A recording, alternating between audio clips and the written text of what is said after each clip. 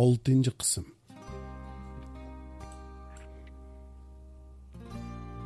Muzlagan yurak. Kecha butkul atrof jimjit edi. Arlab itlarning hovushlarini hisobga olmaganda atrof shu qadar tinch ham ozoda edi. Berna uyning sovuq tomlariga qarag'incha uyan bu yonga o'rilib uxlayolmadi. Soatning chikildashlarimi uning qulqiga qat'iy yoqmadi. U atrofiga bir qur nazar soldi. Ham Sajidaning hech nimani to'ymay uxlaganiga qarab, o'rindan asta turdi-da, o'yliga chiqib oldi. O'yli ichi bir xil surlik bo'lsa-mu, Berna qilchi qo'rqmagan edi. Bernaning kuchki qapas ichida Bernaga tikilib qarab turadi. "O'maq jonlarim, seningmi uyqun kelmabdi-da?" Berna kulimsirguncha kuchukni qapasdan chiqardi. Ham uni erkalatgach tizig'i oldi. "Bilamsan pistak, men dek bechora. Meni hech kim tushunmaydi. Asli akam tushunadi. Biroq u shu yo'qib ketguncha qaytib kelmadi." Berna bu gaplarni hech nimani bilmaydigan kuchukka so'zlab beryaptimdi yoki o'ziga so'zlayaptimdi, u o'zini aniq bilmaydi. Ko'zlaridan taramlab yoshlar to'kiladi.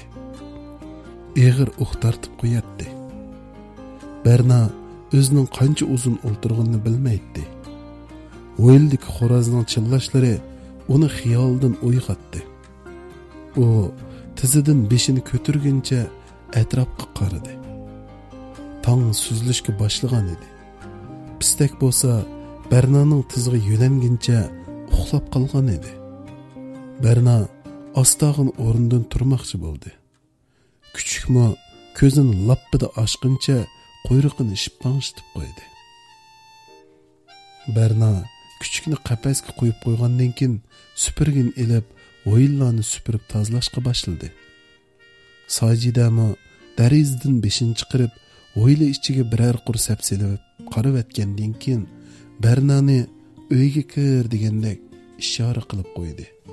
Berna qo'ldagi supurgin tashlab yurguncha uyga kirdi. Sajida atigandala qiniq kirim qilib olgan bo'lib, o'ziga ancha singib ketmaydigan bir oq rangli ko'pti bilan sus yeshil rangli yubka kiyib olgan edi. "Apa, bir yerga boramsiz?" "Ha, shaharga kirman, qiladigan savdo setiqlarim bor. Menni kiraychu."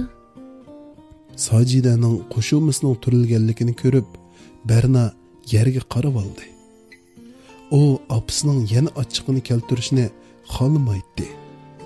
Sajida aynak yeniga kelib o'zini tuzashtirgandan keyin chiqib ketdi. Berna opasini uzatib eshik oldida xili uzun turdi. Toki Sajidaning soyisi yo'qolgan qadar u uyga kirib ketmadi. Shahardan o'zi qaytib keldi.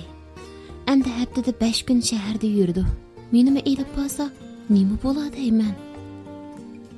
Berna g'o'tildig'incha o'ylig'i kirdi.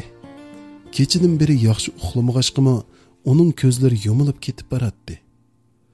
U asniguncha o'yillik uzum barang'i tashlanib turgan karavotga kelib, beshini qo'yguncha uyquga ketdi.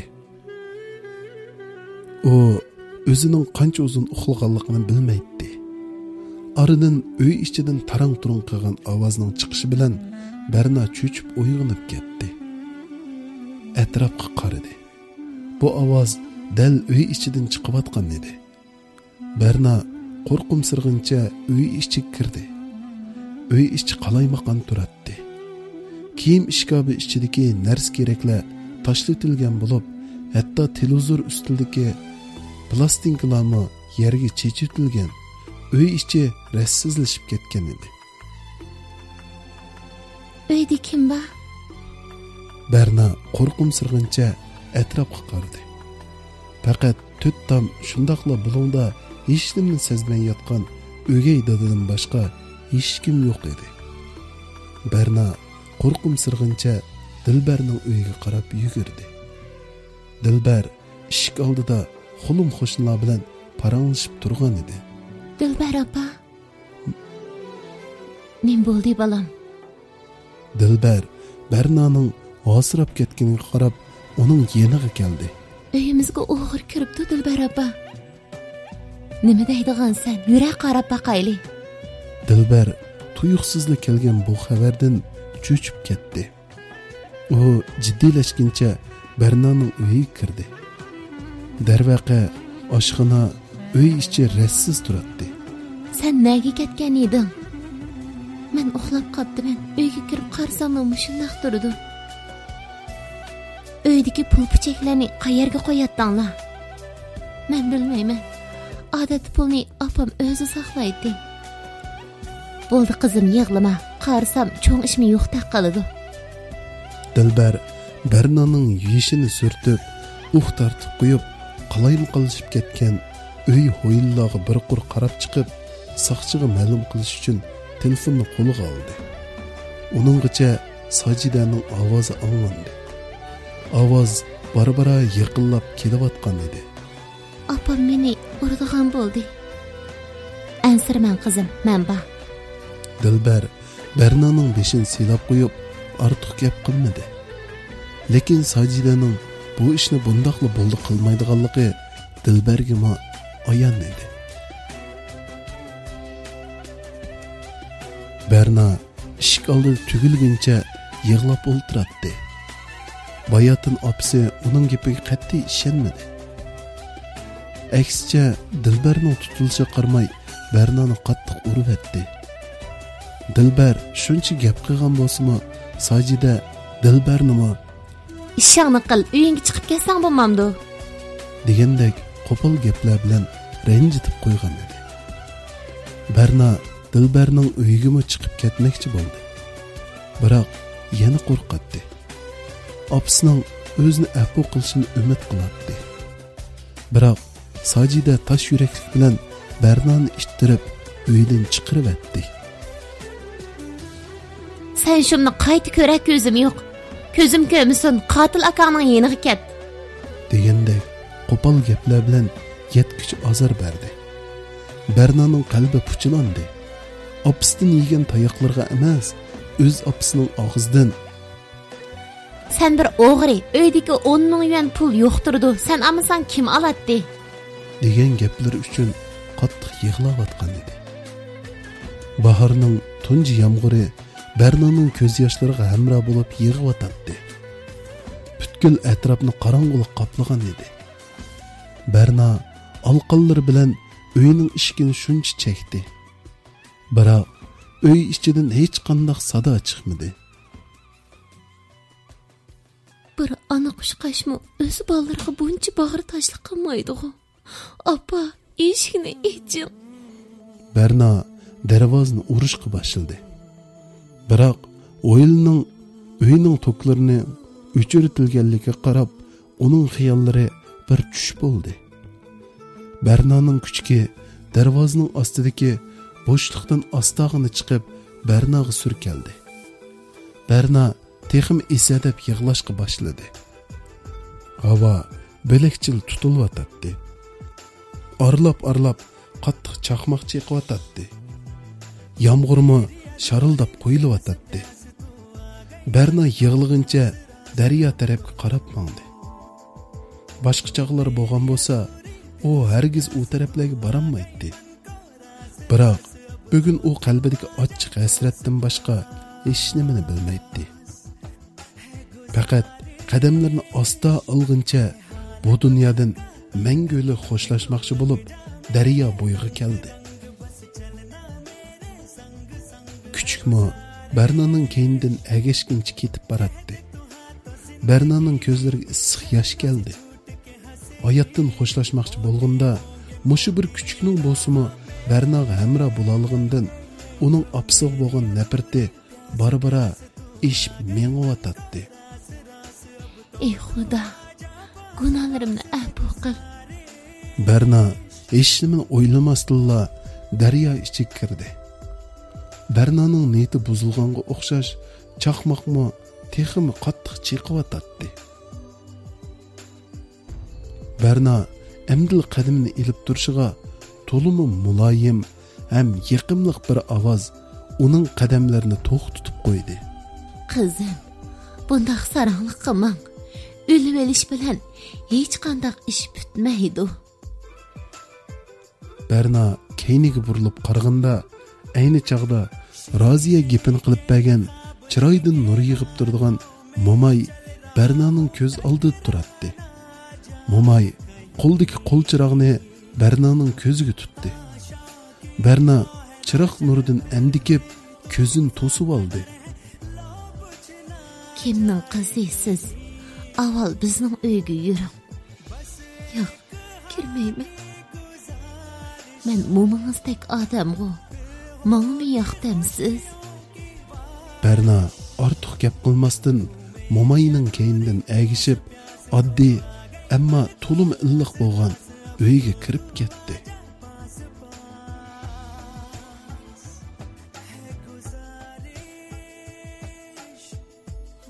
"Voy, Qaysar og'inamkan-ku. Sen?" Qaysar Renatni ko'rib, nim deyishni bilmay kekeshlab turib qoldi. Renat xuddi hech bo'lmagandek Qaysarning yeniga kelib, qo'lni uzatguncha qizg'in salomlashib ketdi.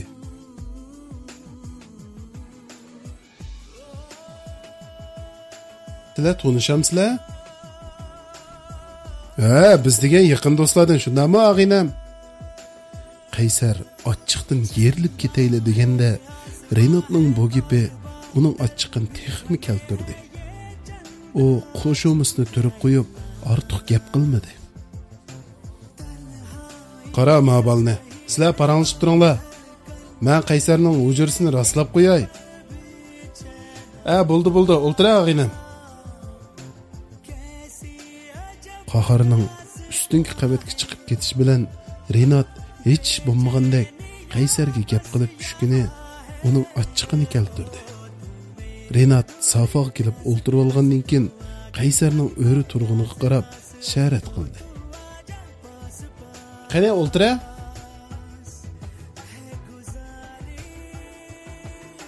"Yaxshisi o'zingni bilib ol, Renat."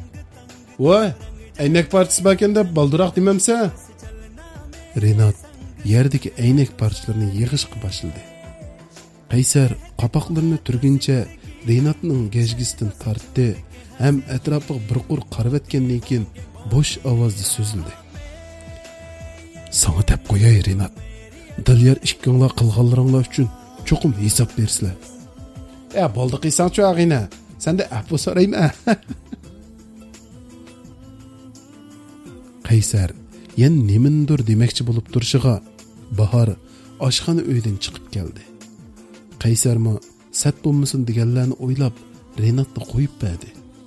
Bahor bir necha xil sayni ustan ustiga qo'yib qo'ydi.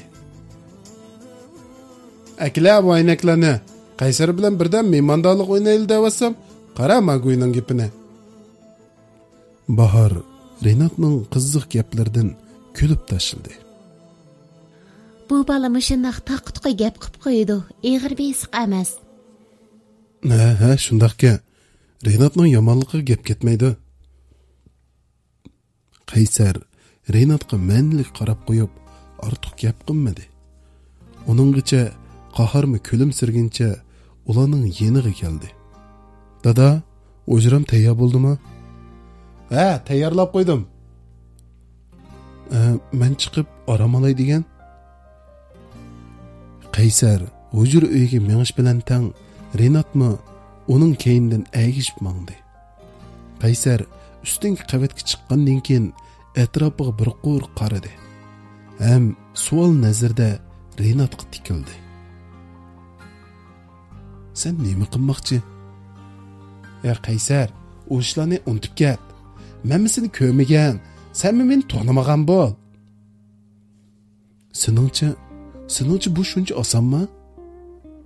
Renat yasalmiliq bilan kulib qo'ydi.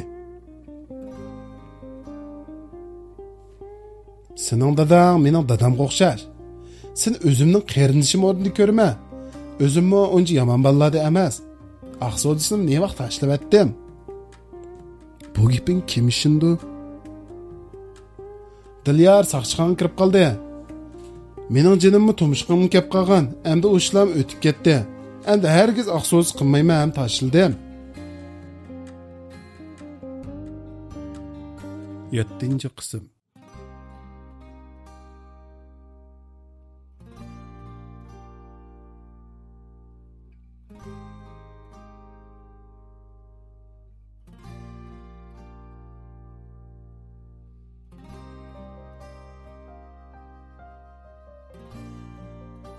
Oqni senmi cheksa?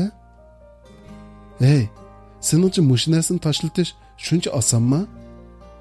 Mendek bo'lding qancha ahmoq qildinglar? Buni o'zinglar bilsizlar. Renat tartib qo'ygach, Qaysarning mo'risiga urib qo'ygach, atrofga bir qo'r qarab etdi. Ham bo'sh ovozda pichirildi. Men endi oq chekmayman da'vatima. Bu gapni sen qilding-a? Akla qo'lingni, men dedim bo'ldi. Qaysar bilan Renat kulishguncha xeyli uzun turishdi. Qaysar Renatning mushu bir qancha eg'iz yaxshi gapi bilanla o'zining necha oydan beri turmada tortgan jafolarini unutib qolgan edi. Qaysar yotoq uyga qaytib kirdi. Ham yengil nafas oldi. Hozirgi sharoitda Barnoni bu uyga elib kelgil bo'lmaydi. Biroq Qaysar mushu ish to'g'riliq dadisi bilan paranglashmasa bo'lmaydiganligini tushunatdi. U deraza yeniga kelib sirtqa xeli uzun qarab turdi. Uning hech uyqusi keldigandek qilmaydi.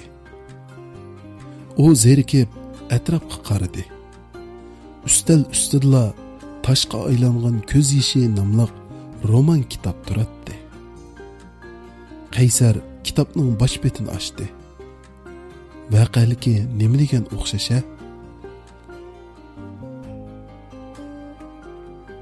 Bu asarning boshlanish qismi Qaysarning o'tmishiga tamoman o'xshashib ketadi. Texi romandagi bosh personajning ismi Qaysar edi. U romanni qo'liga olib, xil bir yerlargacha o'qidi. Tuyuqsizlar saqchi mashinasining dachi oldiga kelib to'xtaganligini, atrofni bir to'p saqchilarning qo'rshib olganligini ko'rib, u nim bo'lganini tushuna olmay qolgan edi. Nim bo'lgandi? Qaysar nim bo'lganini bilib bo'g'icha uyning qo'ng'irqi chekilib, odam bormi degan ovoz anglandi. Zardob bo'lgan yurak. Qaysar ahvolning xatarli ekanligini tushundi. Ham oldirg'incha ostinqi qavatga tushdi. Saqchilar uyning hamma yerini oqtirib o'tadi. Qaysar ostinqi qavatga tushib qarab boqmoqchi bo'ldi. Biroq saqchilarning Renatni izlab kelganligini bilib, qadamlarini tezla to'xtatdi. Kallangni ishlat Qaysar. Saqchilar hozir seni bosh qo'yib o'tmaydi. Qaysar shularni o'ylab, hujra uyining eshigini ching'ida taqgandan keyin ansiz so'qiyotgan yuragini tutib, saqchilarning chiqib ketishini saqladi. Oradan Qaysarning hujra uyining eshigining chekilishi uni texim ansizlik soldi. U qo'rqimsirg'incha eshik yeniga keldi, ham eshik yonida turgan bir qancha saqchini ko'rib, ehtiyot bilan eshikni ochdi. Uninggacha qaharmi oldirg'incha ustingi qavatga chiqdi. Saqchilar savol nazarda qaharga tikildi. Jinoyatchini oyoq ostiga elishning qanchalik og'ir gunoh ekanligini bilamsiz, Qahar apandim. Biroq bu o'g'lim bunda sudga aralashmaydi. Yana kelib Renat ikkisi texi bugun ko'rishdi. O'g'limning bu ishlar bilan qilcha aloqasi yo'q. Qonun isbotni asos qildi. Buni saqchixonaga olib ketamiz. Jinoyat bormi yo'qmi, vaqti kelganda o'zimiz ayirib chiqayli. Saqchi atrofdagilarga elib menglar deguncha Qaysarning elib mangdi. Qahar ularning keyindan to'lg'incha turib qoldi. Qaysar hech qanday ifoda bildirmadi. Biroq Renatning ish to'g'riliq bir qitim saqchiqaning kirib chiqqani uningga ayon edi. U o'zining yana nima kunlarni ko'rdiganligini bilmaydi. Lekin o'zi chetilib qolgan bu deloning mushundaqla oxirlashmaydiganligi Qaysarga ayon edi. Degandek, hamma ishlar Qaysarning o'ylagandek bo'ldi. Saqchilar Qaysar bilan Renatni birlashib aqso'z qilgan degan isbot bilan 15 yillik qamoq jazosiga hukm qildi. Qahar bolasini turmadan elib chiqish uchun nurg'un tirishchanlik ko'rsatsimi, amali bo'lmagan edi. Chunki Qaysar dal Renat sababli bir necha oy turmada yetib chiqqan edi. Tex turmadan chiqqan kunning ertasiga Qaysar dal bu jinoyatning qurboni bo'ldi. Endi uning 15 yillik hayoti dal mushu qorong'u turmada o'tadi. Qaysarning ichi ochiq bo'ladi. Bernaning nima kunlarni ko'rayotganligini faraz qilib bo'lolmaydi. Uning hozirgi birdan bir orzuyi singlisining qandoq turayotganligidan xabardor bo'lib turish edi. Biroq bu uning qo'ldan kelmaydi. U faqat dadisiga Bernani izlashni, o'zining turmada ekanligini Bernaga demaslikni topildi. Biroq Qahar qandoq qilar? O'g'lining shartiga ko'nib Bernan izdami? Qaysar shularni o'ylaganda jili bo'ladi. Biroq yana qandoq ishlar bo'ldi, bu Qaysarga butunlay noma'lum edi.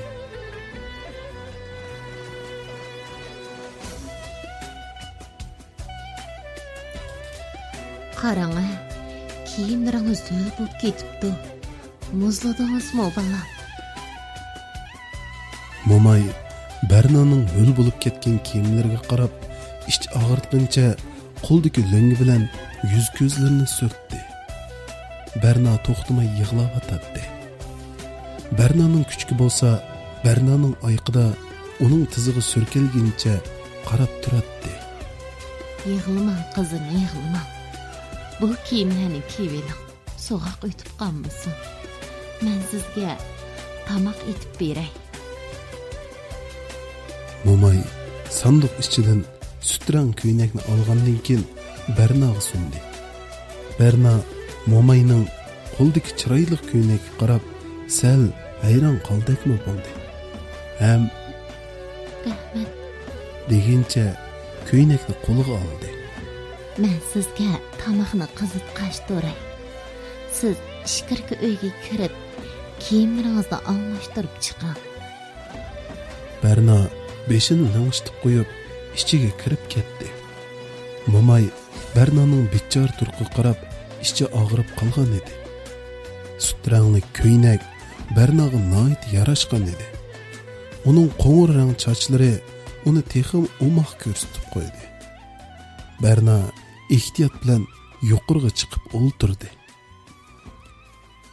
Bugun kungi shanba. Bizning bolalarni kip qolarmikin deb pulu etgan edim. Lekin ular kelmadi.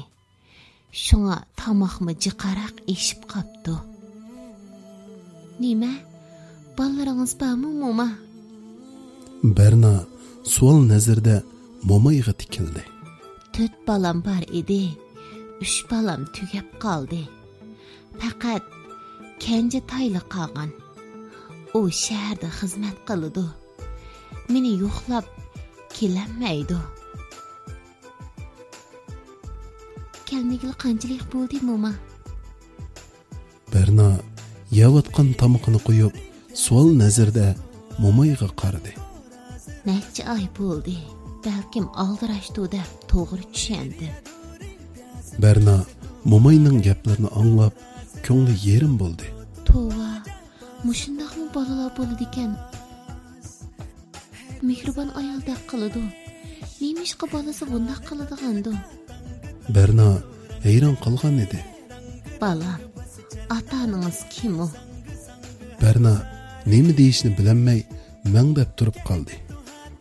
Momay Bernaga tasalli bergach, nurg'un gaplarni qildi. Bernamo o'zining beshidan o'tganlarni shundoqla opasining qilganlarining hammani mo'mayga qoldirmay so'zlab berdi. Mo'may beshida ishonmagandekmi bo'ldi. Lekin Bernaning gaplaridan u Bernaning yolg'on gap qilmaydiganligiga ishonadi. Ata-ona degan urdu ham tillaydi. Apangizmi sizdan ansiravatqandu. Yuring, sizni uyingizga olib chiqib qo'yay. Yo'q, mo'ma. Men uyga chiqib ketmayman. Agar sizni avar qilib qo'ygan bo'lsam bo'ldi. Men hozirning o'zida ketay. Balam, men undaq demoqchi emas. Apangiz har qancha eski bo'lsa-mu, o degan hamon ana. Yuring, sizni men olib chiqib qo'yay. Mening gapimni anglamasangiz bo'lmaydi. Berna ilojsiz mo'mayning gapiga qo'shilib, mo'mayga agishib, keyindan mangdi. Darvoza o'xshashla taqoq edi. O'yli to'klari texicha o'chiritilgan bo'lib, yomg'ir tomchilar anglab turardi. Mo'may bu tash yurak onaning qilganlariga tova desa, yana bir tarafdan balkim qizni izlab chiqib ketgandi deganlarni o'ylayotdi. Mo'may darvozani shuncha urdi. Ovozning baricha chaqirdi. Biroq o'yli to'klari yo'rtilmadi. Sajidami uydan chiqmadi. Mahalladagi ishtilomi ovshig'incha mahalla ichini biri olgan edi. Biroq uydagi tash yurak ona bu ovozlarni anglamagandek uydan chiqmagan edi. Yuring qizim, men sizni Dilbarning uyiga akirib qo'yay. Men kirmayman, mo'ma. Mo'ma, meni siz elib keting.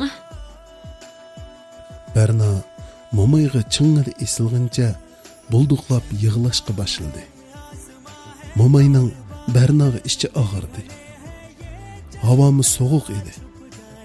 Chaqmoq chiqayotgan bundaq havoda mo'mayning Bernani tashlab qo'yg'isi kelmadi. Ham Bernani yetligincha uyga elib kirib ketdi. Bu kecha Berna uchun tugmas bir kecha bo'lgan edi. Ko'z chanoqlari namdalgan bo'lib, sirtdagi sovuq havo uy ichiga kirib Bernaning ichi ochiq edi. Qanday qilsam bo'la? Opamdan qanday afv so'rasam bo'la? Berna shularni o'ylab, xili bir chaqlog'icha uxlayolmadi. Tezroq sahar bo'lishini saqlayotdi. Qirishqanda bu kech shuncha uzun bilinyotdi. Berna tugimas xiyollar bilan uxlab qoldi.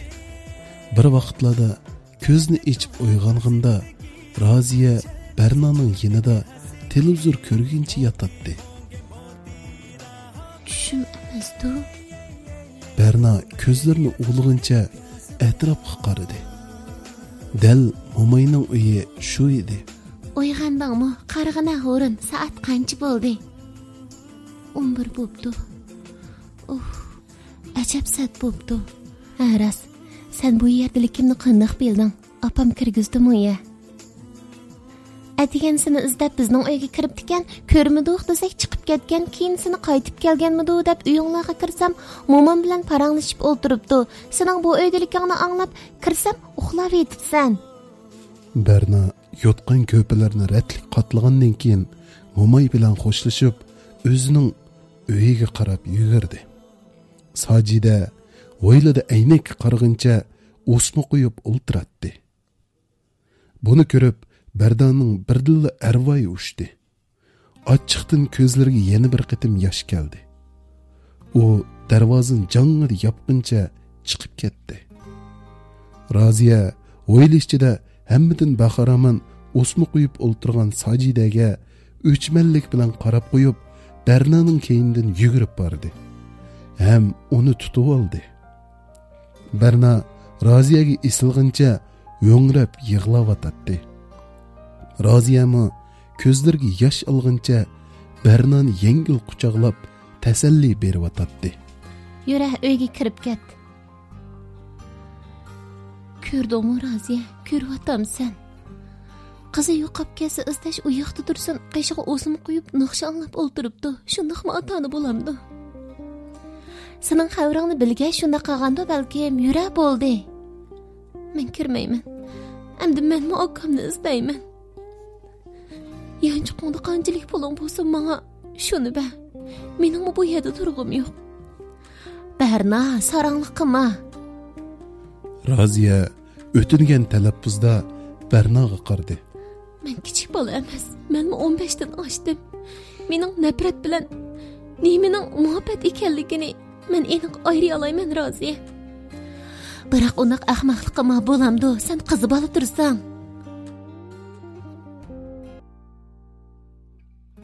8-qism.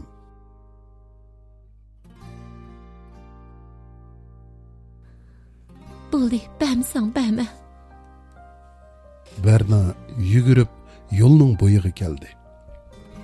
Barnaning kuchkimi Barnaning keynidan o'ynaqshig'incha yugurdi. Avtobusmi xuddi Barnani saqlab turgandek cho'ng yo'l ustida to'xtadi. Barna kuchukni qo'liga elib yugurguncha avtobusga aral ulgurdi. Avtobusmi qo'zg'alish bilan tang Raziyami Barnani to'lig'incha xeli bir yerlargacha yugurdi. Barna avtobusning eng keyindagi o'ringa kelib o'ltirgandan keyin keyniga qarab qo'lni planglatib qo'ygandan keyin bir narsani esiga ilib darhol yanchuqqa qo'lni soldi. Har holda shaharga kiradigan kira pul bo'lsa-mu bor edi. Mashina bir xil ritmda ketib boradi. Barna qo'ldagi kuchukning beshini selg'incha xiyolga cho'kdi. U o'ziga nadin kelgan jur'at ekanligini bilmaydi. O'zining bayotdan oldirab qolganligini his qilishga boshladi. Keyniga qaytmoqchi bo'ldi. Biroq yanchuqida uyga qaytqudek pulning yo'qligi Barnaga ayon edi. Qani, avval bir shaharga kiraychi, qolgan gaplar men bag'anda bir gap bo'la. Barna umidga to'ldi. Ko'ngilning parakanda bo'lganini hisoblanmaganda, u hozir qafasdan qutulib chiqqan qushga o'xshash o'zini erkin ham ozoda his qilyotdi. Mashina shaharga oxir yetib keldi. Barna atrofga to'ymay qaraydi. Hamma joy uningga shu qadar tonish ham shu qadar illiq ko'rinyotdi. U mashinadan tushib qolgandan keyin atrofiga nazar soldi. Biroq hozir u kirgidek uy, borgudek maktab, shundaqla izdigidek biror yaqin odam yo'q edi. U biroz o'ylanib olgandan keyin Madinani izlab bormoqchi bo'ldi. Shahar ko'chasidagi hamma odam Barnaning usti-beshi qarab qo'yib o'tib ketdi. Barnaning ustida sal kirlishib ketgan mayka bilan qora ranglik ishdan kiyib olgan bo'lib, putida qizil ranglik yozliq oyoq turadi. Barna hech qanday odamga parvo qilmasdan yerga qarag'incha Madinaning uyiga yetib keldi. Mahalla ichi shu qadar tinch ham jimjit edi. Tushdan keyingi vaqt bo'lg'achqimi, asosan mahalla ichida odam yo'q deyarlik edi. Madinaning darvozasi qulflangan edi. Barna uni saqlamoqchi bo'lib, eshik oldiga qo'yib qo'yilgan yangoq darxi tuvdiki o'rindiqqa kelib o'ltirdi. Mahaldan o'tayotganlar Barnaga qarab qo'yatdi. Barna bir xil zerikish ichida atrofga qaraydi. Boshqa do'stlarining yoniga bormoqchi bo'ldi. Biroq yana ko'ngli tortmaydi. Ehtimol odam shunda chog'larda o'zini tushunadigan odamga muhtoj bo'lsa kerak. Madina bir necha xalta ko'ktatlarni ko'targuncha yetib keldi. Madinaning kelishi bilan pistak Barnaning tizidan sakrab tushib, Madinaning oldiga yugurib keldi. Madina eshik oldida o'ltirgan Barnani ko'rib, o'z ko'ziga ishonmay qolgan edi. Ular uzun yil ko'rishib boqmagan odamlardek yuz yiqib, qizg'in ko'rishib ketishdi. Madina Barnaning usti-beshiga qarab, uning kayfiyatining nacharligini tushungan edi. Ular uyga kirib ketishdi. Uy ichi bir xil dimiq edi. Madina qo'ldagi sayko'ktatlarni oshxona uyiga akirib qo'ygandan keyin bir necha tal istakanni elib ustalga qo'ydi. Nega ketding, bir necha kun kursga kelmading, nima bo'lgandi deb uyingga borsak, sen yo'q, qo'shnilaring seni ko'chib ketdi deydi. Berna hamma ishlarni bir qur so'zlab berdi. Shundaqla o'zining shaharga kirish maqsadini aytib berdi. Madina hamma gaplarni anglagandan keyin ortiq gap qilmasdan beshini chayqab qo'ydi. Endi qanday qilmoqchi? O'zimni bilmayman. Uyga ketaymikin deganman. Sarang bo'lma Berna. Opangga men telefon qilib qo'yay. Berna bizning uyda deb. Qani qanday qiladi? Bir ko'rib boqaylik. Seningcha shuna qilsak bo'ladimi? Opam ursichu. Nemishqa bo'lmag'dak? Senmi bir o'z bolasigu? Sening ativoring yo'qmikan u oilada? Qani opang bir kelsinchu deydig'ani toza bir deb qo'yib yo'lga solay.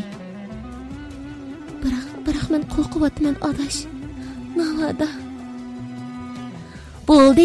Avval opangning telefon nomerini degina, Dilbar adamning uyining nomeri bo'lsa-mi bo'ladi.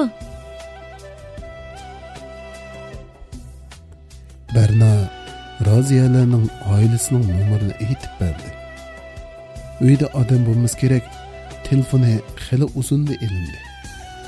Bir chaqda Juratning "Assalomu alaykum, kim o?"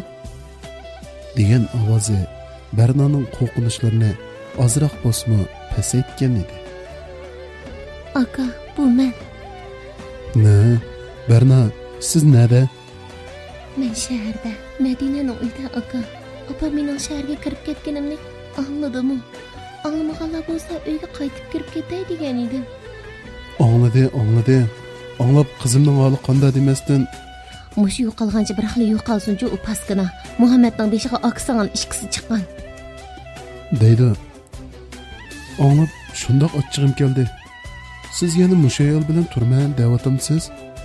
Endi qanday qilaman? Siz yana ish kuchga Madina bilan turib turing. Raziya endi to'liq o'ttirni shaharda o'qimoqchi. Men bu shaharda hunar o'rganay deyman. Biroq uy topqoch turing, biz birga turamiz. Sajida madam pushaymon qilmay turib, bo'yiga hargiz kelmang. Berna nim deyishini bilmay bir oz gangirab qoldi. Shundaqdimi, Juratning deganlarining asosi bor, o'rinliq gaplar edi. Berna telefonni qo'yib etgandan keyin xeyli uzungacha xiyolga cho'kib o'ltirib ketdi. Uning qalbida faqat birli savol jo'sh urib turibdi. Men rostla qotilman. Nima deyapsan? Madina oqlayotgan saylarni qo'yib qo'ygandan keyin Bernaning yeniga kelib o'ltirdi. Muhammadning o'limiga men sababchi. Bu o'zimga oyon. Lekin mush jinoyatim uchun bir umr badan to'lishim kerakmi? Acaba opam Muhammadni yaxshi ko'radimi? Opang ama bir kuni tushunadi, ammo kechikdi adash. Opangmi bir kunlari isini tushunib qola, bek ichingga elib olmag'ina, bo'ldi bir kulvayta adash. Berna yashang'irab turgan ko'zlari bilan tatliq bir kulimsirab qo'ydi. U faqat o'ziga bir jumla so'zni qila olaydi. Men qotil emas. Berna bekat ichida Jurat bilan Roziyani saqlag'incha qarab turadi. Biroq ular hech kelmay yotadi. Berna 3 kundan beri nima ishlarning bo'lganligini ulardan anglashni xohlaydi. Taqazzonlik bilan ularni kutib o'tadi. Oradan necha soatlar o'tib, seriq rangli avtobus bekat ichiga kirib to'xtadi. Berna umidlanib yugurguncha avtobus yeniga keldi. Roziya bilan Jurat qo'llarini pulantib qo'yguncha avtobusdan tangli tushdi. Berna ular bilan salomlashgandan keyin bekat ichida birdan paranglashib turishdi. Keyin ular bekatdan chiqib, yaqinla atrofdagi basketbol maydoniga kelib o'ltirishdi. Berna opasining nima deganligini, nima ishlarning bo'lganligini shuncha so'rg'isi bo'lsa-mu, jur'at bilan Roziya o'zining o'qish ishlari bilan maktabning paranglarini qilib atdi. Jur'at aka, rost gap qila, opam rost tilimini surishdi qilmadimi? Hamma gaplarni sizga dedik-ku. Hozir opam bilan opangizning munosabatim ancha yaxshi emas. Men opangizni bu qadar past deb o'ylamagandim, Berna. Mayli, nima bo'lmasin, uyga qaytay. Qiz bola turuqliq bundaqlar aylab yursam bo'lmas. O ixtiyoringiz. Lekin sizning o'rningizda men bo'lsam, unda uyga faqat qaytmaydim. Bo'ldi, bugun siz qaytavering. Berna qandoq qilishni bilmay bir oz o'ylanib qoldi. Mayli qandoq bo'lmasin, uyda turgani yaxshi edi. Hozir uning opasidan boshqa hech nimasi yo'q edi. Shu sababdanmi Berna tuyuqsiz uyga qaytishni o'ylab qoldi. Bo'ldi, men qaytay. Navada opangiz yana azor bersa, yenimizga qaytib keling. Biz musha tarafdan bir ijara yo'ldik. Men bu Qizil Bayroq tarafda telefon do'konida ishlayman. Ham kompyuter remont qilishni o'rganmoqchi. Ma'qul aka. Men qani bir berib baqay. Berna jur'at bergan 50 yuan pulni ilib uyiga qarab mangdi. Uyiga borgandan keyin nima ishlarning bo'lganligini Berna tasavvur qilolmaydi. Ham tasavvur qilg'usi yo'q edi. O bekatga qaytib kelib, avtobusga chiqdi-da, uyiga qarab mangdi. Avtobus bir xil ritmda ketib boradi. Oradan ancha uzun vaqt o'tmay, shofirning tushib qolganlar bormi degan ovozi Bernani xiyollardan uyg'otdi. Berna oldirabla mashinadan tushib qoldi. Ham yo'lning bo'yida mashina saqlab turgan, o'ziga to'limi tonish bo'lgan chiroyini ko'rib, dong etib turibla qoldi. Bernaning putqunlari titrab ketdi. Ko'zlariga ishongisi kelmagan edi. Acaba qaysi kuni uydagi 10 ming yuan pulga sababchi bo'lgan odam dal mushu tonish chiroy odam shumi? Berna nima deyishni, nima qilarini bilmay, ko'z oldidagi bu reallik tan bergan holda oldiga qarab mangdi. Berna ko'z oldida turgan odamning dal o'gay dadisi ekanligini jazmlashtirishga ojizlik qilyotdi. Tushunmamas-tu, ha? Berna ko'zlarini yana bir qitim o'g'ladi. Yuzlarini chimdab baqdi. Biroq bu tush emas edi. O ko'z oldidagi reallikni qabul qilmay, iloji yo'q edi. O to'limi bo'sh ovozda tovladi. Dada. Bernaning ovozini anglash bilan tang dadis keyniga burilib qaradi. Bernani ko'rish bilan uning chiroyini qordab tatirib ketdi. O ko'zlarini chekchaytguncha atrofga qaradi, ham Bernaning belkidan tortguncha uni chetga tortdi. Berna dadisining usti beshiga biror qur qarab etdi. Dadisining kasallik alomati qolmagandek qilibdi. Dada, saqaydingizmi? Ha. O'gay dada oldi keyniga bir qarab etgandan keyin Bernaning gilidan ching'idi siqdida, enkini ching'idi mejig'incha to'limi bo'sh ovozda pichirladi. Sana deb qo'yay, agar mening saqayganligimni birariga deydigan bo'lsang, tishingni to'kutma. Berna beshini lang'ishtgancha ma'qul degan so'zni oralla deyaladi. Dadisining o'zini tezroq qo'yib berishini umid qilib oralla turadi. O'gay dadisi Bernani qo'yib bergandan keyin Bernaga chekchiyib qarg'incha kichik mashinadan birini to'sib ketib qoldi. Berna gelini ching'ida tutib dong etib turibla qoldi. Ham yo'l bo'yida bir hazo turgandan keyin uyga qarab yugurdi. Mahalla ichi burunqiga o'xshashli jimjit edi. Arlab ketman gurjaklarini ko'tirib ketib borgan xulum qo'shinlarni hisobga olmaganda mahallada odam yo'q deyarlik edi. Berna uyning oldiga kelib to'xtadi. Biroq darvozaga yo'g'on qulupdan bir selib qo'yilgan bo'lib, eshik oldi to'pichang turatdi. Berna eshik oldida enkin yo'lab bir haza o'ltirdi. Opam acaba dadamning saqayganligini bilmamdigandi. Bilsa dadam menga bunday tahdid solmagan bo'ladi. Bu sirni aldirab oshkorlashga bo'lmaydi. Qani avval bir gap epaqaychi.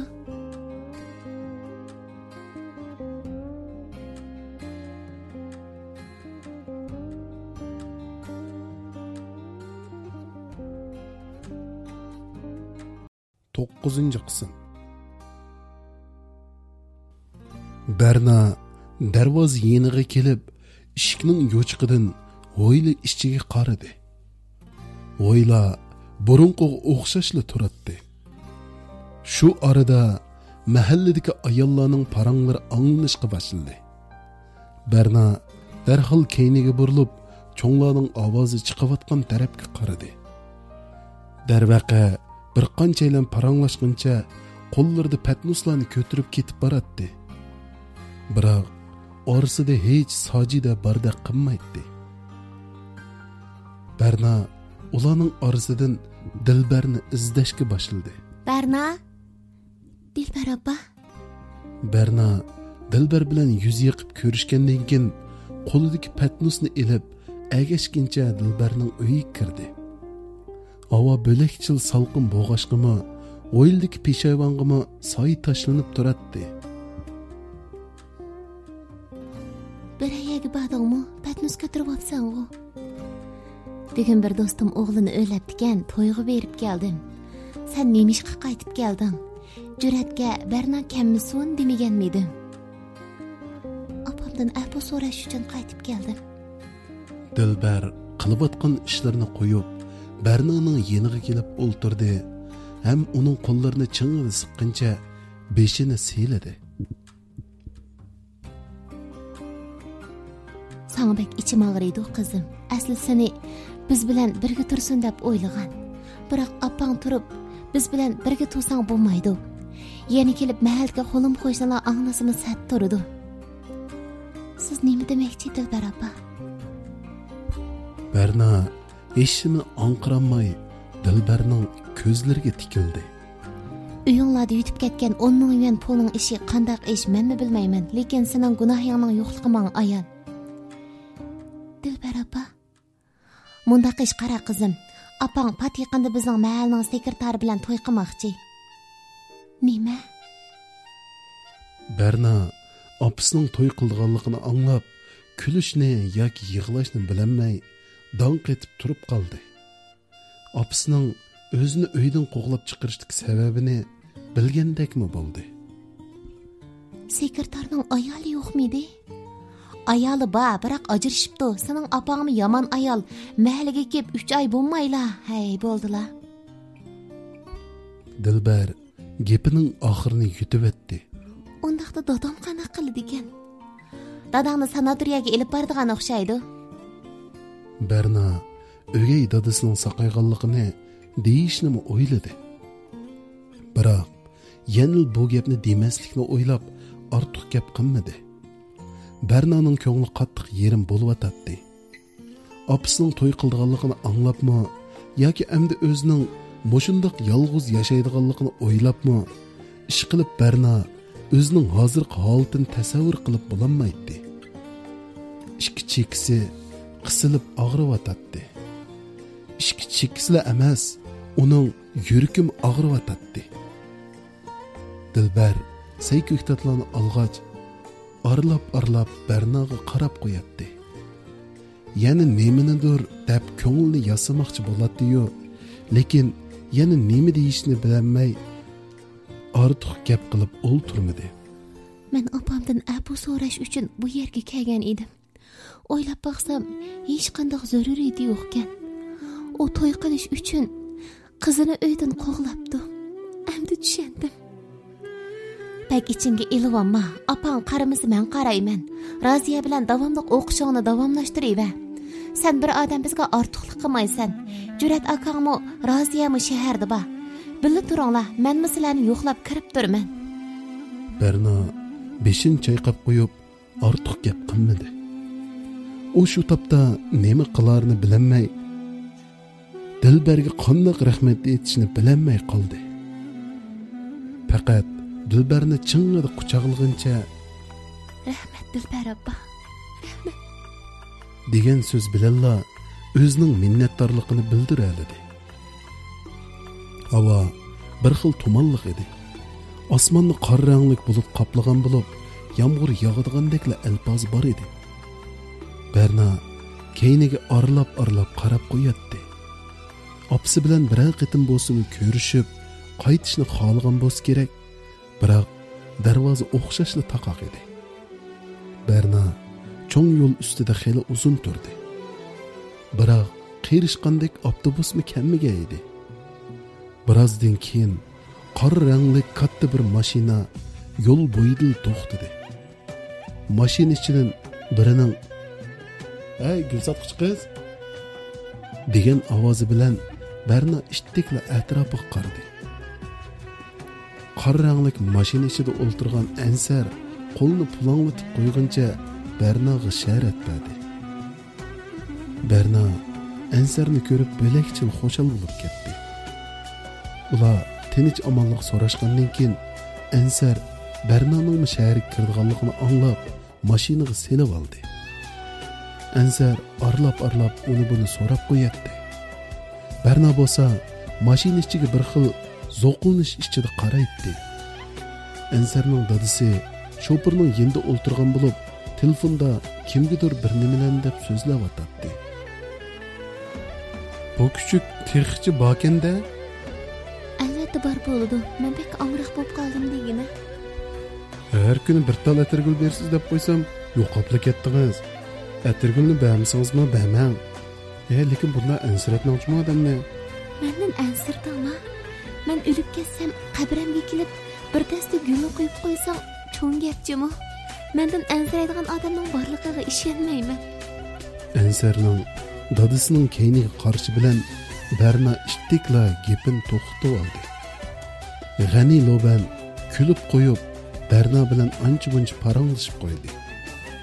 Ansarning dadisi G'ani Loban noyat uchuq yo'riq odam va qizg'in edi. Ular yo'l bo'yi xil qiziq ham ko'ngillik paranglashib, shahar ichiga qanday yetib kelganligini sezmayli qilishgan edi. Men mush yerda tushib qolay. Mashina oldida to'xtat. Ansar uni buni bahona qilib, Berna bilan tangla mashinadan tushib qoldi. Ular tatliq yong'oq setib olgandan keyin paranglashib degandek yo'l ustidagi gullikka kelib o'ltirishdi. Hey, uzundan beri nima ishlarni qildingiz? Shunchalar yo'qolib ketgan bormi? Madinalardan so'rdim. Biroq ular sizning narilingizni faqat bilmaydi ekan. Ta'tilda yeziga ketgan edik, endi qaytib keldik. Berna faqat qisqa javob berdi. O'zining o'tmishini so'zlab, Ansarni beorom qilg'iz kelmagan edi.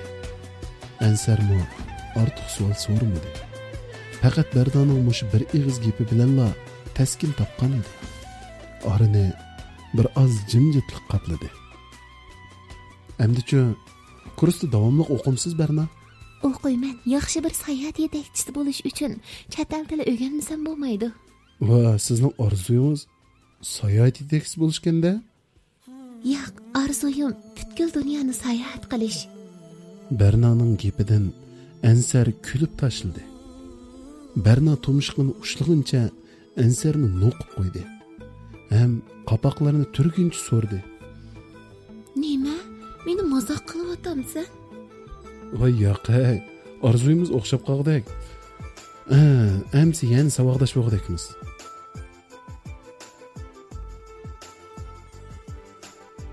Bir oydan keyin Berna aynak yeniga kelib çaşlarını tüzleştiriyotatdi. Raziya bo'lsa ko'zlarini o'g'lig'incha tomga yo'linib uxlayotdi. Jurat o'r chiqib turgan bir qasqon mantini ustal ustiga qo'ydi. Vah, qo'rsqim echib turadi mening. Berna qo'lini yuyibla yugurib ustal yeniga keldi-da, mantini qo'liga ilib, ishto bilan yeyishga boshladi. Jurat arlab Bernaga qarab qo'yatdi. Ma'lum bir gapni demoqchi bo'ladi-yu, lekin yana deyolmaydi. Juratning bu xil kayfiyati Bernani o'ziga tortib o'g'ay, cho'ginga qiyniq damlangan choyni piyolaga qo'ygach, Juratga qaradi. Aka, bir ish bo'ldimi qandaq? Hech. Bugun biz Raziya bilan uyga berib kelaylik. Sizmi biz bilan birga chiqamsiz? Berna o'yilib turib qoldi. U opasidan nafratlansimi, lekin yana bir yerlardan farzandlik mehr muhabbati bor edi. U azroq o'ylanib olgandan keyin beshini chayqadi. Yo'q, bugun Madinalarning uyida turib turay. Sizlar bir qancha kun turib kelinglar. Senmi borsang bo'lmandi, bizning uyda qo'nib qolading. Raziya ayni kendi chochlarini tuzgach Bernaga qaradi. Sizlar berib kelinglar, men darsga kechikib qoladigan bo'ldim. Men ko'rsqa mangay. Berna sumkasini olguncha aldirab uydan chiqdi. Yo'l bo'yi uning kallasi toza joyida emas edi. Raziyalar bilan birga turayotgandan beri uyning ushshaq-tushak xarajatlari uzilmay kelyotdi. Dilbar hada pul silib turgani bilan u pulla uyning bir haftalik xarajatiga oralli dalda bo'layotdi.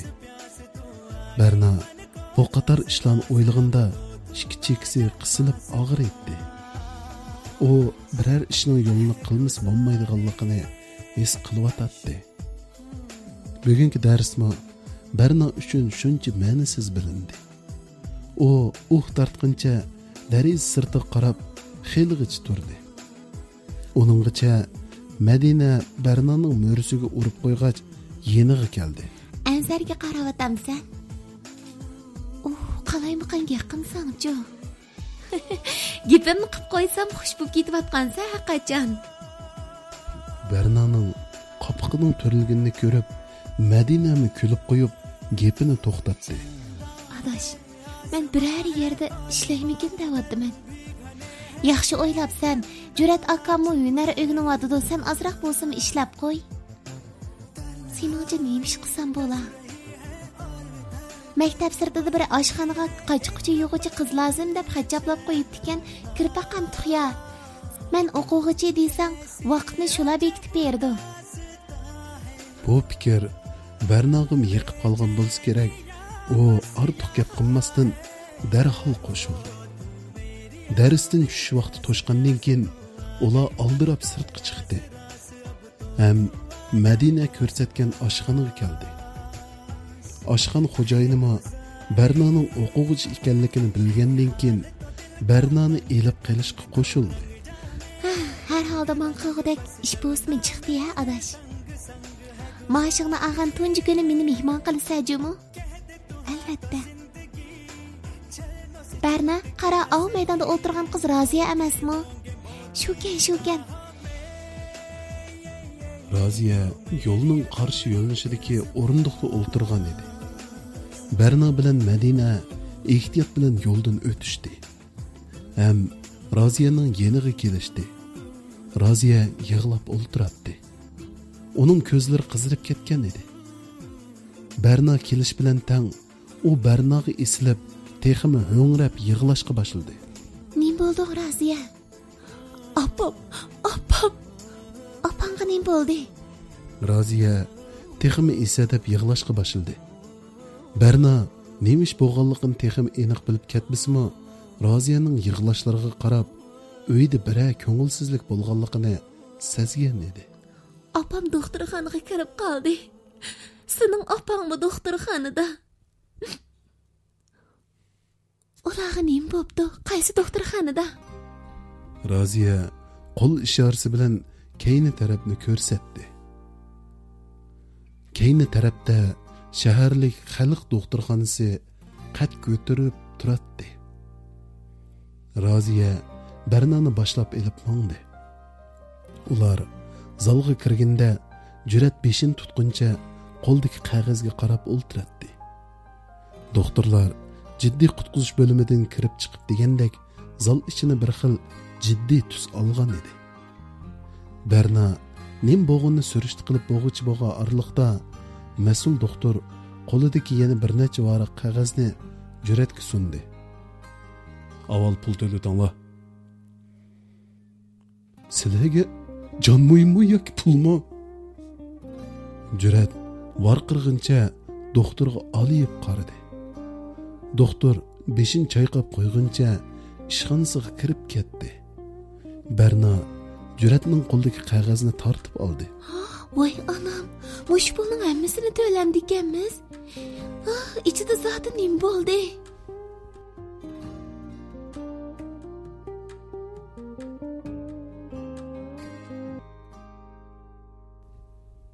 Hozir bu gaplarni deyishga vaqt emas, Berna. Berna tortqincha qo'ldagi qog'ozga xeyli uzun qarab turdi. Roziya bo'lsa titildig'incha zal ichida mengib yuratdi. Jurat pulning ishini qandoq bir taraf qilishni bilolmay besh qaytib o'tdi. Jurat aka bo'lmasa dadamga telefon qilib baq. Mening dadam go'rda. Dadamni go'rdin tartib chiqib pul ba demdim. Kechir, men bilmabdiman. Madina o'ng'aysizlanguncha yerga qarab oldi. Bo'lmasa dadamga deb baqina adash. Hozir faqat 8 ming yuan bo'lsa bo'ladi. Qolgan pulga boshqa amalni qiladik. To'xtab tur, men berib so'rab baqay. Madina yugurguncha chiqib ketdi. Berna jiddiy qutqizish bo'limidagi ikki jondan ansirayotdi. Jurat pulning yo'lini qilish uchun sirtqa chiqib ketdi. Roziya beshini o'rindiqqa qo'yib yig'layotdi. Berna aloqizada bo'g'incha Roziyaning yeniga kelib o'ltirdi. Degina zodining bo'pti. Apang bir qancha kundan keyin mahalning sekretari bilan to'y qilmoqchi bo'ldi ekan. Şuna bugün ögey dadağını sanatoriyaga elib bormoqchi bo'pti. Yerim yo'lda mashinaning turmuzi tutmay, yo'li bo'yidagi chatqonlikka tushib ketibdi. Nima? Shopur qanday qaraq? Mashinani sekretar haydabdi ekan-to'q. Sekretar o'zi qazo qildi. Opam bilan mening opam eg'ir yaralanibdi. Balakasi qo'sh ketdi degan mana mushida. Ögey dadamchi, o nima bo'pti? Ögey dadamning yarisi ancha eg'ir emas ekan. Berna bu qatnash voqeasining ögey dadasi bilan aloqasi borligini tushundi. Qattiq pushaymon qilyotdi. Qaysi kuni Dilberga mush bir ig'iz maxfiyatlikni oshkorlamaganligi uchun o'zini ayiblayotdi. Lekin hech nima o'rniga kelmaydi. Bir necha soat o'tib ketdi. Juratning hech xabari yo'q edi. Madinami hech kelmadi. Berna pulning ishini qanday hal qilishni bilmayli qolgan edi. U Roziyaga mo'risiga beshini qo'yguncha yeshini surtib eg'ir tartatdi. Berna, men keldim. Madina hosirg'incha koridorga yugurib kirdi. Uning qo'lida sumka ko'tarib olganligini ko'rib, Bernaning ko'ngli birdan yo'rib ketdi. Ham Madinaning yeniga keldi. Dadam bugun Urumchiga mol og'ini bormoqchi ekan. Hozirning o'zi naqd pul topqili bo'lmadi. Sho'ng bu pulni qarz etib keldim. 8 ming yuanmi? Yo'q, 15 ming yuan pul. Qog'inni aytib bir gap bo'lsin deydi. Kimdan qarz oldim? Hozir buni deyishdigan vaqt emas, Berna. Yuray hisobot qilib etayli.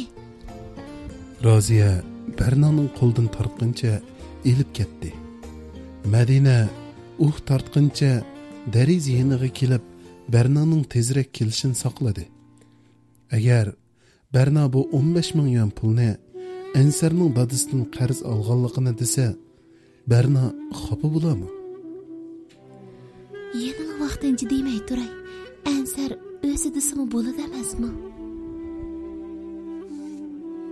Oradan doktorning Bernaning oila tavbatlari bormi deyish bilan Madina oldirapla doktorning yeniga keldi.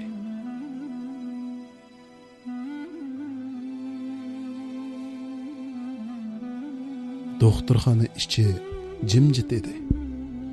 Arlab boshqalarning ovozini qo'yib berib yig'lashlarini, qadamlarini tez ilib meng'ishlarini hisoblaganda atrof bo'lakchila tep-tinish edi. Berna koridordagi o'rindiqda tizig'i beshini qo'yguncha uxlab qolgan edi. Yaqin atrofdan anglayotgan oyoq tivishi uni uyqusidan uyg'onishga majbur qildi. Tura, opang o'shiq keldi. Raziyaning chiroyida bir xil shodlik jillanib turadi. Berna yengil nafas olgancha o'rnidan turdi. Ham ko'zlarini o'g'lig'incha yotoq ichiga kirdi. Sojidaning yuzlari ishib ketgan bo'lib, puti shundoqli qo'li tengib qo'yilgan edi. Sojida Bernaning kirganini ko'rib, chiroyi birdilla o'zgarib, qizirib ketdi. Uning chiroyidan tashvishlanganini yoki xijil bo'layotganini bilgili bo'lmaydi. Berna Sojidaning usti beshi qarg'ach qadamlarini asta ilib karavot yeniga kelib to'xtadi. Sojida cho'lib ketgan sochlarini tuzmoqchi bo'lib qo'lini ko'tardi. Biroq qo'llarimi qo'llashmayotgan edi. Chechangizni bo'g'ib qo'yay, opa. Sojida Bernaning shundoq deyishini saqlayotgandek qo'lini tushirib oldiga qarab jimmida o'ltirdi. Berna Sojidaning sochlarini tarab chiroyli o'rib qo'ygandan keyin ustal yeniga qo'yib qo'yilgan oq rangli o'rindiqni elib karavotning burjukiga qo'yib qo'yilgandi. Dilbar yandagi karavotda yotdi. Arlab Sojidaga ko'zlarini chekchaytib qarab qo'yatdi. Sojida nimadir so'ramoqchi bo'ladi-yu, lekin yana to'xtab qoladi. Berna, dadang qaysi yotoqda? Yandagi yotoqda ekan. Sojida qo'shimizni turib qo'ygach so'radi. Biror ish bo'lmagandi. Dadamda cho'ng masala yo'q ekan. Biroq sekretar qazo qildi. Sojida sekretarning qazo qilganligini anglab hayron qolgan. Agar Dilbar bo'lmagan bo'lsa, yig'ilg'udakli alpoz turadi. Jurat Sojidaning tatirib ketgan chiroyiga qarab, yoki kulishni, yoki mazoq qilishni bilolmay, ovozini qo'yib, kulib tashladi. Sojida Juratning masxar qilayotganligini sezib, ko'zlarini chekchaytguncha Juratga oliyib qaradi. Dilbar qapoqlarini turguncha Juratni jim tur degandek noqishga boshladi. Sojida opa, sizdan bir savol so'rayman. Sojida Juratning savoliga javob bermasdan tushayotgan osma o'quliga qaradi. Muhammad o'lib ketganda Berna qotil bo'ldi. Yo'ldoshingiz qatnash vaqasiga yo'liqqanda Qaysar sababchi bo'ldi. Bu qitim qatnash vaqasiga zodi kim sababchi? Sen. Bilmasangiz men deb beray. Bu qitim qatnash vaqasiga dal o'zingiz sababchi. Qaysar bilan Berna sizning qotilingiz emas, balki siz ularning qotili. Siz ularning dilini ezgan, ularni xorlagan birdan bir ayol qotil. Sojidaning qapoqlari to'rildi. Chiroyi birdilla qardab, Juratning xuddi hozirli yavatgudek alpozda chekchaydi. Ham qo'llarini shiltig'incha Juratga vorqirdi. Yo'qam. Meningmi uzun turg'im yo'q. Yeningizda bir soat o'msam, menimi qotilga chiqarib, turmak so'ltib o'tishda yonmaysiz. Jurat eshikni jang'ida yopqincha chiqib ketdi. Sajidaning ko'zlariga liqqida yosh to'ldi. U yon tarafiga qaraguncha yostiqiga beshini qo'yib yig'lashga boshladi. Berna Juratning gaplarining eg'ir ketganligini bilatdi. Berna opasining yeshini surtmoqchi bo'ldi. Biroq Dilbar koring bo'lmasin chiqib ket deguncha sirtqi sharat qildi. Roziya Bernaning belikidan tortib koridorga elib chiqib ketdi. Biroq Jurat koridor ichida ko'rinmaydi. Ular doktorxonaning keyiniki bog'chiga chiqib, birdan paranglashib o'tirmoqchi bo'lishib, paranglashguncha lift yeniga keldi. Liftda emdil tushmoqchi bo'lib eshik oldiga kelishiga qo'lida bir qancha xalta meva bilan gul ko'tarib olgan Ansarni ko'rib, Berna tezli qadamlarini to'xtatdi.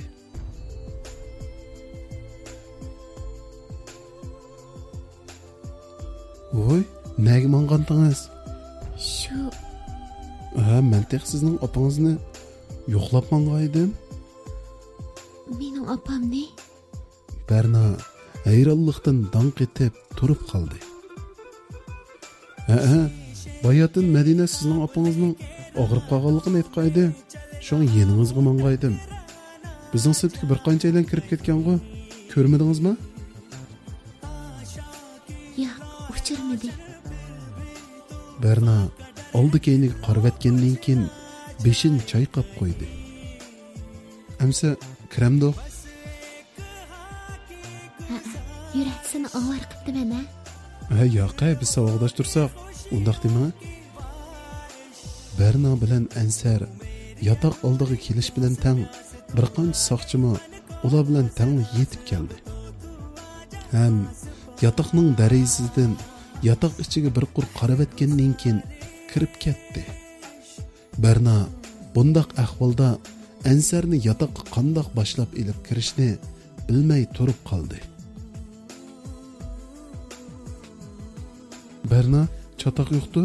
İçiga ishki soqchi kirib ketdi. Soqchidan qo'rqamsiz? Yo'q, sarangda gap qilmag'ina.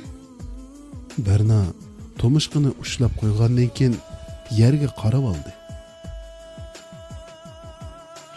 Bo'ldi. Sizni avar qilmay, toza beyabchaqda gap qilganda qilma qarang. Boshqa kunlar kelaman. Bularni ilg'a. Ansar qo'ldagi bir necha xalta meva chivilarni Bernaga sundi. Berna bir xil qo'rinish ichida Ansarning qo'lidagi mevalarni qo'liga oldi. Bu gulni ilang. Opamgami? Yo'q. Sizga. Ansar kulib qo'yguncha chiqib ketdi. Berna qo'ldagi qip-qizil atirgullarga qarab tatliq kulimsirdi. Ansarning keyindan hayronlik bilan qarab turgan Roziya Bernaning kulishlariga qarab mo'risiga bir shaploq qo'yib, Bernaning mo'risiga qo'ygandan keyin gelini qirqib qo'ydi.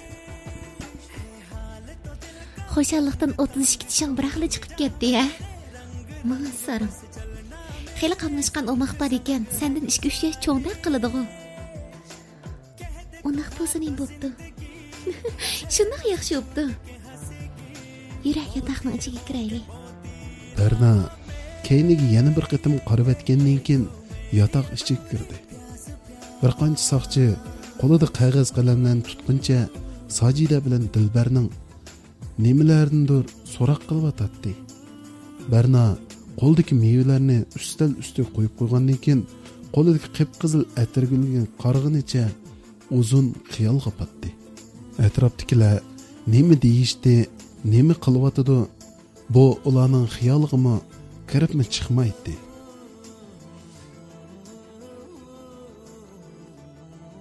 Bir oydan keyin Bernaning o'gay dadasini bu qitimli qatnash voqeasi bilan aloqasi bor degan jinoyat bilan qo'lga oldi. Sajida bilan Dilbarmo doktorxonadan chiqib, yezdik uyga qaytdi. Sajida doktorxonadan chiqqandan beri Bernaning ko'ngliga azor berdigan, shundaqli burunqidek qo'pollik bilan muomala qilmaydigan bo'ldi. Mundaqcha aytganda, Berna ona mehrni endi his qilayotgandek bo'layotdi. Gerçi Sajida onalik burchini to'liq ado qilolmasa-mu, Bernaga burunqidek azor bermaydigan bo'lganiga qarab, Berna xeli xotirjam bo'lib qolgan edi. Sajidaning salomatligi kundan-kunga yaxshilandi. Ularmi mahallaning beshiga bir pechini pranik dukkani echib oldi. Oningdan sirt ancha-muncha meva chevalarni akilib qo'yatdi. Yo'l bo'yi bo'g'achqimi ularning tijorati yomon emas ketib boradi. Jurat shundaqla Berna Roziyala shahardagi o'qishlarini davomlashtirdi. Har haftada degidek uyga qaytib kelib, uyning ushshaq-tushak ishlariga qarishib turadi. Mundaqcha aytganda, bu qitimqi qatnash voqeasi bu bir oila kishilarga qaytadan mehr muhabbatni his qildirdi deyishga bo'ladi. Biroq Berna bu xil baxtning uzunga bormaydiganligini xiyoliga keltirmagan edi.